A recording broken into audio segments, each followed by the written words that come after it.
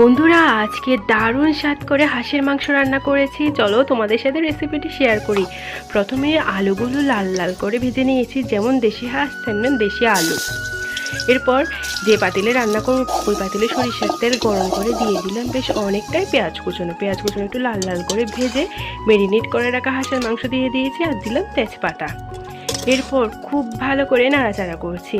মাংসটা বেশ সফট ছিল, রান্না করতে খুব বেশি সময় লাগেনি। দেখো, আমি এক্সট্রা করে কোনো জল দিইনি, মাংস থেকে যা জল বেরিয়েছে ওটা দিয়ে কষানো হয়ে যাচ্ছে।